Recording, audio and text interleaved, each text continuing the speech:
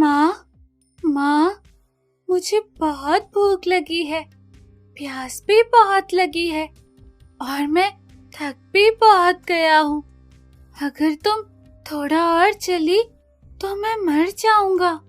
मुझे नहीं मरना माँ।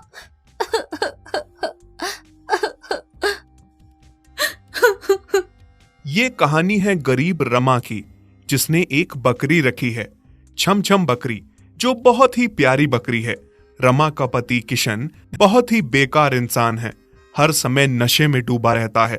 अपने नशे पूरे करने के लिए वो किसी भी हद तक जा सकता है। घर बार, जेवर, खेत, हर चीज तो वो बेच चुका था। अपने नशों की पूर्ति के लिए उसकी बीवी रमा एक बकरी के सहारे जी रही थी, जिसे अब वो अपना सब कुछ मानती थी, मानो वो उसके जीने का सहारा हो।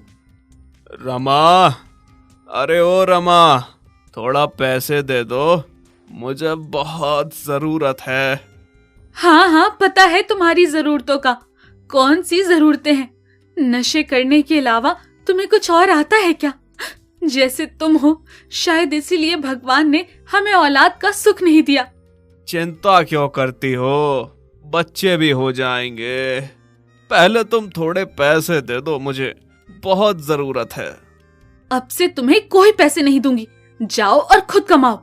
ये कह के रमा गुस्से में छमछम को चराने जंगल चली जाती है। अब क्या करूं? सेठ के पैसे कहां से दूं? उसने मुझे आज का समय दिया था पैसे लौटाने का। अगर मैंने पैसे नहीं दिए तो सेठ मुझे मार देगा। अब तो रमा ने भी पैसे देने से इनकार कर दिया। किशन अभी सोच ही रहा था कि तभी सेठ के आदमी वहां आ जाते हैं और किशन को घसीट के ले जाने लगते हैं। छोड़ दो मुझे। हमें हुक्म है कि तुम्हें घसीट के सेठ के पास लाया जाए। चल हमारे साथ, नहीं तो तुम्हारी गर्दन यहीं धड़ से अलग कर देंगे। नहीं, मुझे माफ कर दो। मैं सेठ के पैसे आज शाम तक लौटा दूंगा। मुझे बस थोड़ा समय दे दीजिए। ठीक है, अगर शाम तक तुम पैसे लेकर नहीं आए तो अब तुम जिंदा नहीं बचोगे। किशन को शाम तक का समय तो मिल गया था, पर वो बहुत चिंतित था कि पैसे आएंगे कहां से। रमा छमछम को चराने जंगल गई थी। वहां से आते समय रास्ते में एक नाला आता है। अरे छमछम, क्या हुआ? तुम रुक क्यों गई? कोई बात है क्या? मालकिन, मैं ये नाला उछल के पार नहीं कर सकती। हम दूसरे रास्ते से चलते हैं। क्या हुआ छमछम? तुम बीमार हो क्या? पहले तो तुम एकदम से नाला पार कर लेती थी। मालकिन, मैं गर्भवती हूँ। अब मुझे अपने साथ अपने बच्चे का भी ध्यान रखना है, इसलिए मैं ज्यादा उछल कूद नहीं कर सकती। क्या छमछम, सच में तुम गर्भवती हो? ये तो बहुत खुशी की बात है मेरी बच्ची। मैं तो कभी माँ नहीं बन सकी। मैं तो अभागी हूँ। तुम्हारे भाग्य में ये खुशी है जो तुम माँ बनने जा रही हो। अब देखना, मैं तुम्हारा कितना ख्याल रखूंगी। रमा छमछम के गर्भवती होने पे बहुत खुश थी। वो छमछम और उसके होने वाले बच्चे के लिए बहुत सपने देख रही थी। जैसे ही वो घर वापस आती है तो देखती है कि किशन घर के दरवाजे पे परेशान बैठा है। किशन रमा और छमछम को आता देखता है और उसकी नजर सीधी छमछम पे जाती है और वो उठ खड़ा होता है। अरे बाप रे, ये ख्याल मेरे दिमाग में पहले क्यों नहीं आया? मेरे ही घर में इतनी मोटी ताजी बकरी थी और मेरी उस पे नजर ना गई। अब यही बकरी मुझे इस परेशानी से बाहर निकालेगी, मुझे इस कर्ज से मुक्ति दिलाएगी। किशन उस सेठ के पास जाता है जिससे उसने अपने नशे के लिए कर्ज लिया था। आ गए तुम? इतनी देर लगाई तुमने पैसे लौटाने में? लाओ जल्दी मुझे मेरे पैसे दे दो। सेठ जी, पैसे तो मैं नहीं लाया। मेरे पास पैसे नहीं हैं, पर है मेरे घर में एक बकरी हट्टी कट्टी, और अब तो वो गर्भवती भी हो गई है। मैं पैसे के बदले उसे आपको लाके दे सकता हूँ, जिससे आपको डबल मुनाफा होगा। एक तो बकरी का, दूसरा कुछ समय बाद उसके बच्चे का। ठीक है, ले आओ तुम बकरी। शुक्र है, सेठ बकरी लेने के लिए मान गया। अब बस किसी तरह से रमा को बेवकूफ बना के घर से बकरी को निकालना होगा। अगली सुबह जैसे ही रमा छमछम को चराने जा रही होती है कि तभी किशन उसे कहता है, अरे रमा, आज तुम रहने दो, मैं बकरी को चराने ले जाता हूँ। हैं? आज सूरज कैसे उल्टी तरफ से निकल पड़ा? रमा, मैंने सोच लिया है, अब से मैं कोई नशा नहीं करूंगा। नशे में रखा ही क्या है, अब से मैं भी घर के काम काज करूंगा, हर काम में तुम्हारा हाथ बटाऊंगा। मुझे यकीन है मैं सुधर गया हूँ। अगर ऐसा है तो बहुत अच्छी बात है। मुझे बहुत खुशी है इस बात की कि तुम सुधर गए हो। किशन रमा से झूठ बोल के छमछम को ले जाता है और छमछम को चराने नहीं बल्कि सेठ के पास लाता है। ये किशन मुझे कहाँ लाया है? जरूर ये मुझे बेचने लाया है। अब मालकिन को कैसे पता चलेगा कि ये मक्कार मुझे यहाँ लाया है? सेठ जी, अब तो मैं कर्ज से मुक्त हूं ना, अब मैं जा सकता हूं ना? हाँ, निकलो अब तुम यहाँ से और दोबारा अपनी शक्ल मत दिखाना। किशन अपने आप में खुश था कि अब वो कर्ज से मुक्त है। जब रमा शाम को उसे खाली हाथ पाती है तो वो देखती है छमछम उसके साथ नहीं है तो बहुत रोती है। झूठे मक्कार इंसान, मुझे बदलने का झांसा देके छमछम को यहाँ से ले गया। कहाँ है मेरी बच्ची छमछम? मुझे पता है, जरूर तूने उसे अपने नशे के कर्ज खत्म करने के लिए किसी को दे दिया है। अरे कैसी पत्नी हो तुम? पत्नियां अपने पति के लिए कुछ भी कर गुजरती हैं। तुम एक बकरी नहीं दे सकती? बेच दिया तो क्या हो गया? मुसीबत के समय घर की चीज ही काम आती है, तो यह बकरी मेरे काम आ गई। कितने बुरे इंसान हो तुम, कितने स्वार्थी हो। अपने स्वार्थ के लिए कल मुझे भी बेच सकते हो। छमछम में मेरी जान बसती है, मैं तुम्हें छोड़ सकती हूँ पर उसे नहीं। रमा जैसे तैसे छमछम का पता लगाती है और सेठ के पास जाके बहुत सारी मिन्नत करती है, उसे वापस ले आती है। सेठ सिपाही भिजवा के किशन को बुलवाता है। देख किशन, तुम्हारी पत्नी वो बकरी तो ले गई, अब मुझे मेरे पैसे जैसे मर्जी वैसे चाहिए। मैं तुम्हें 1 दिन का समय देता हूं, मुझे मेरे पैसे चाहिए। और याद रहे, ये तुम्हारा आखिरी मौका है। अब मुझे पैसे नहीं मिले तो तुम्हें मैं पुलिस के हवाले करवाऊंगा। ये सब सुन के किशन बहुत घबरा जाता है। नहीं नहीं नहीं, मुझे जेल नहीं जाना। ये सब तुम्हारी वजह से हुआ है रमा। ना तुम बकरी वापस लाती और ना सेठ मुझे पुलिस के हवाले करवाने की बात करता। अब मुझे कोई फर्क नहीं पड़ता, तुम्हें पुलिस ले जाए या कोई मार डाले, मैं अपनी छमछम और उसके बच्चे के साथ खुशी खुशी रह लूंगी। किशन बहुत चिंतित था कि वो पैसे कहां से लाए। उसके पास बस 1 ही दिन था। ये बकरी ही मुझे यहाँ से बाहर निकालेगी। रात होते ही जैसे ही रमा सो जाएगी, इस बकरी को शहर ले जाकर कसाई को बेच दूंगा और जो पैसे आएंगे सेठ को देके अपनी जान बचा लूंगा। रात को जैसे ही रमा सो जाती है, किशन चुपके से छमछम के निवास में जाके उसको कसाई को बेचने के लिए ले जाने लगता है। मैं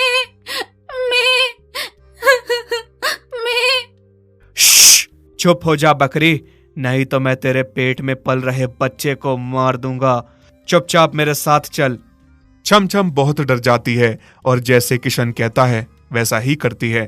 किशन उसे बहुत भगाता है, जिस वजह से गर्भवती छमछम की हालत बहुत खराब हो जाती है। बस अब मैं नहीं चल सकती, बहुत थक चुकी हूँ। अगर मैं और चली तो मैं मर जाऊंगी। आलसी बकरी, चलने में आलस करती है। जल्दी चल, मेरे पास इतना समय नहीं है। मुझे तुम्हें कसाई को सौंप के पैसे लेकर सेठ को देने हैं। चल जल्दी। किशन शाम से लेकर सुबह तक बकरी को चला चला कर थका देता है। सुबह जब रमा उठती है और छमछम को नहीं पाती तो बहुत परेशान हो जाती है। किसी तरह उसे किशन के इरादों का पता चलता है तो वो सेठ का सहारा लेकर किशन को खोजती हुई आती है। माँ, मुझे बहुत भूख लगी है, प्यास भी बहुत लगी है और मैं थक भी बहुत गया हूँ।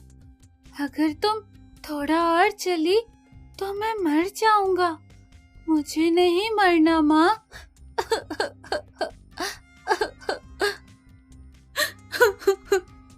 रहम करो, रहम करो, इतने बेरहम ना बनो। मुझे महसूस हो रहा है मेरा बच्चा बहुत भूखा प्यासा है, बहुत थका हुआ है। मुझे कुछ खाने दे दो, मुझे बहुत भूख लगी है।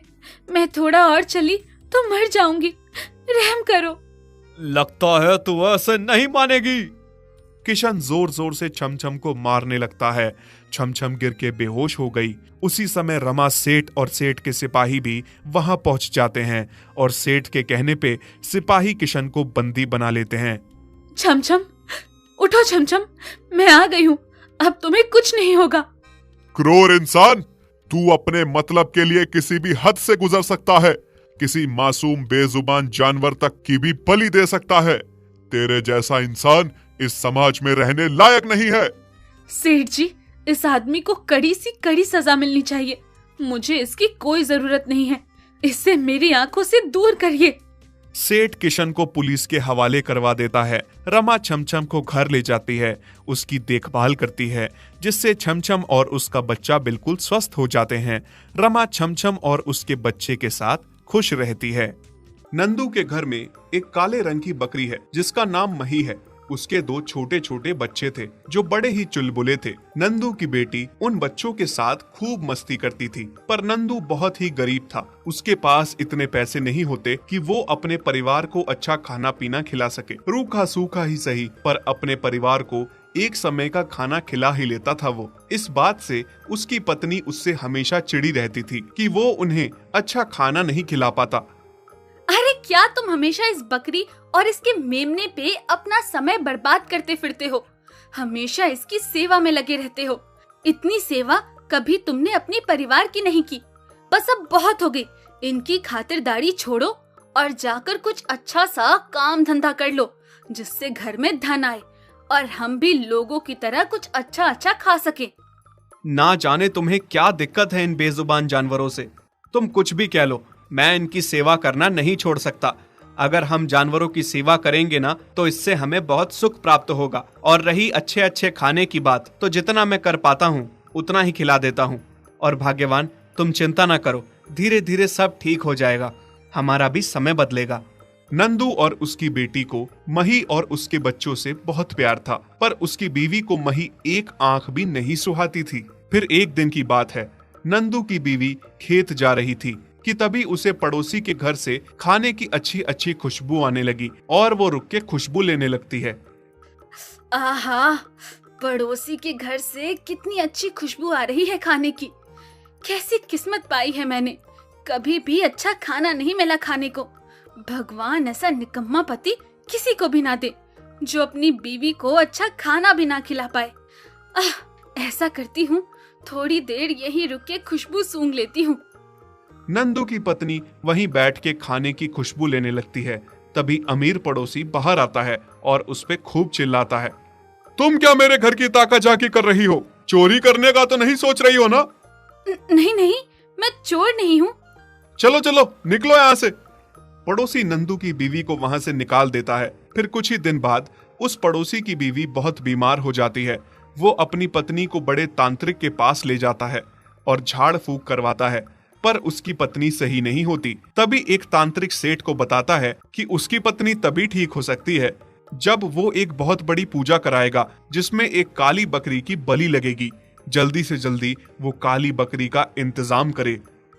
काली बकरी तो गांव में बस नंदू के पास ही थी। सेठ नंदू के पास आता है। क्या मैं अंदर आ सकता हूँ? हाँ हाँ सेठ जी, आ जाइए। पर आज हम गरीबों के घर में कैसे आना हुआ? आप तो हम जैसे लोगों की तरफ देखना भी पसंद नहीं करते। वो नंदू, मेरी बीवी बहुत बीमार है। तांत्रिक बाबा ने कहा है कि मेरी बीवी तभी ठीक होगी जब काली बकरी की बलि लगेगी, और मेरी नजर में तो सिर्फ तुम्हारे पास ही काली बकरी है। मैं तुम्हारे आगे हाथ जोड़ता हूँ, मेरी मदद करो। मैं तुम्हें खूब सारे पैसे दूंगा, पर वो बकरी मुझे दे दो। नहीं बाबा, हम अपनी मही को किसी को नहीं देंगे। मैं मही के बिना नहीं रह सकती। हाँ मेरी बेटी, हम मही को किसी को भी नहीं दे रहे, तुम घबराओ मत। देखिए सेठ जी, हम गरीब सही, लेकिन पैसे के लालच में ऐसे व्यापार नहीं करते। आप चाहें मुझे जितने पैसे दे दें, मैं बकरी नहीं बेचूंगा। नंदू सेठ को बकरी देने से इनकार कर देता है और सेठ को उल्टे पांव वहां से लौटना पड़ता है। लेकिन इस बात से नंदू की बीवी नंदू पे बहुत गुस्सा करती है। ये तुमने क्या किया? सेठ को बकरी देने से इनकार क्यों किया? सेठ हमें इतने पैसे दे रहा था, कि हम आराम से घर बैठ के अच्छा अच्छा खाते। वैसे भी तुम किसी काबिल नहीं हो, बीवी को कुछ उसकी पसंद का खिला पाओ। कैसी औरत हो तुम? मैं जानता हूँ तुम्हें मही से दिक्कत है, पर एक औरत होके तुम ये बात नहीं समझ रही हो कि उसके 2 बच्चे हैं जो उसका दूध पीते हैं। तुम चाहती हो मैं दूध पीते बच्चों को उनकी माँ से अलग करके बलि चढ़ाने के लिए दे दूं? ऐसा कभी नहीं होगा, पागल औरत। ये बात नंदू की पत्नी भूल नहीं पाती। उसे अच्छा अच्छा खाना था, खाने की बहुत भूखी थी और इतने सारे पैसों का लालच भी था कि बकरी बेच के सेठ खूब पैसे देगा। एक दिन नंदू किसी काम से बाहर जाता है, तभी नंदू की बीवी सेठ के घर जाती है। प्रणाम सेठ जी। हाँ, तुम यहाँ क्यों आई हो? बकरी देने से तो तुम्हारे पति ने इनकार कर दिया है। हाँ सेठ जी, मैं उसी बारे में आपसे बात करने आई हूँ। मैं आपको बकरी बेचना चाहती हूँ।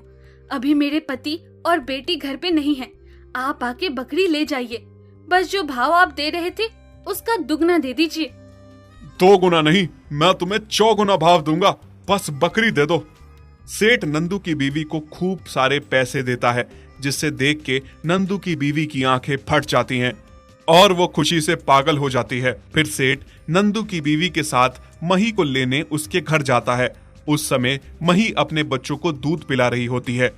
अरे बस हुआ तेरा दूध पिलाना, चल अब यहाँ से चलती बन। माँ, ये लोग आपको कहाँ ले जा रहे हैं माँ? मेरे भी कुछ समझ में नहीं आ रहा, कहाँ ले जा रहे हैं पता नहीं। शायद मुझे बेच दिया, पर इतने छोटे छोटे बच्चों की माँ को कौन बेच सकता है भला। ना जाने मालिक भी कहाँ रह गए, वरना वो मुझको कभी बेचने नहीं देते। नंदू की बीवी मही की रस्सी खोल के मही को सेठ को सौंप देती है। मही और उसके बच्चे रोते रहते हैं। माँ, हमें छोड़ के ना जाओ। मेरे बच्चों। बच्चे मही के बिना तड़पते रहते हैं। नंदू की बीवी मही को बेचे हुए पैसों से खूब सारा राशन खरीद के लाती है और अपनी पसंद के ढेरों पकवान बना के बाहर बैठ के खाने लगती है। अरे वाह, कितने दिनों बाद ऐसा अच्छा खाना खा रही हूँ मैं। नंदू की बीवी खाना खा रही होती है कि तभी नंदू और उसकी बेटी आ जाते हैं। अरे, ये तुम इतने सारे पकवान कहाँ से खा रही हो? क्यों? मैं अच्छे पकवान नहीं खा सकती क्या? हमारे घर में हमेशा रूखा सूखा ही बनता है, मैं इसलिए पूछ रहा हूँ, ये पकवान कहाँ से आए? बाबा मही नहीं मिल रही है और उसके बच्चे भी बहुत रो रहे हैं। नहीं मिल रही? क्या मतलब है? कहाँ जा सकती है? नंदू और उसकी बेटी मही को हर जगह तलाश करते हैं, पर मही कहीं नहीं मिलती। बताओ, मही कहाँ है? तुम ही घर पे थी, मैं तुम्हारे भरोसे छोड़ के गया था। कहाँ गई मही? बताओ मुझे। हाँ, बेच दिया मैंने उसे सेठ को, और सेठ ने इतने सारे पैसे दिए हैं कि तुम सारी उम्र घर बैठे खा सकते हो। माँ, तुम कितनी बुरी हो। इतने छोटे छोटे बच्चों को उसकी माँ से अलग कर दिया, वो भी बलि चढ़ाने के लिए। अगर मुझे भी तुमसे कोई दूर कर दे तो? ऐसा ना कहो बेटी, तुझे मुझसे कोई दूर नहीं कर सकता। खुद पे बारी आई तो बुरा लग रहा है। जरा उन बच्चों और उनकी माँ का सोचो, जिनको तुमने चंद पैसों के लिए अलग कर दिया। छी, कितनी गंदी सोच है तुम्हारी। सेठ तांत्रिक को बुला के अपनी बीवी के लिए पूजा करवा रहा होता है। फिर जैसे ही मही की बलि देने वाला होता है कि तभी नंदू और उसकी बेटी पुलिस को लेकर वहां पहुंच जाते हैं। गिरफ्तार कर लीजिए इंस्पेक्टर साहब, इस सेठ और इस तांत्रिक को। ये बेजुबान बकरी की बलि दे रहे हैं। नंदू, मैंने इस बकरी के ढेर सारे पैसे दिए हैं। इंस्पेक्टर साहब, खरीद के लाया हूं मैं इस बकरी को। ये लो सेठ, तुम्हारे सारे पैसे वापस, और हमें हमारी बकरी वापस करो। मैं पैसों के लालच में अंधी हो गई थी। एक माँ को उसके बच्चों से अलग करके पाप किया मैंने। तुम पागल हो गए हो सब, पूजा में विधान डाल रहे हो। आप अंधविश्वासी ना बनिए। आपकी पत्नी किसी बलि से ठीक नहीं होगी। आपकी पत्नी को मिर्गी की बीमारी है, इसका इलाज सिर्फ और सिर्फ डॉक्टर ही कर सकते हैं।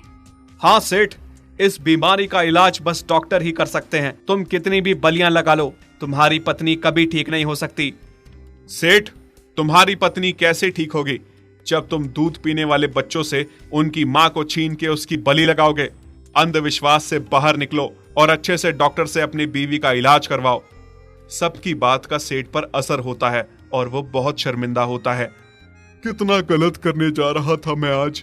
अगर आप लोगों ने सही समय पर आकर मुझे नहीं रोका होता तो मेरे हाथों से कितना बड़ा पाप हो जाता। अंधविश्वास में डूब गया था मैं, कोई सही राह दिखाने वाला नहीं था। अब मुझे समझ में आ गया है कि मुझे अपनी पत्नी का इलाज कैसे करवाना है। ये लीजिए, आप इस बकरी को इसके बच्चों के पास ले जाइए। नंदू मही को घर ले आता है और बच्चे अपनी माँ को देख के बहुत खुश हो जाते हैं। इसके बाद नंदू की बीवी भी सुधर जाती है और फिर नंदू और उसकी बेटी की तरह मही और उसके बच्चों की खूब सेवा करती है। यदि आप ऐसी कहानियां और देखना चाहते हैं तो हमारे चैनल को सब्सक्राइब करें और बेल आइकन पर क्लिक करें ताकि हमारी सारी नई वीडियोस आप सबसे पहले देख सकें।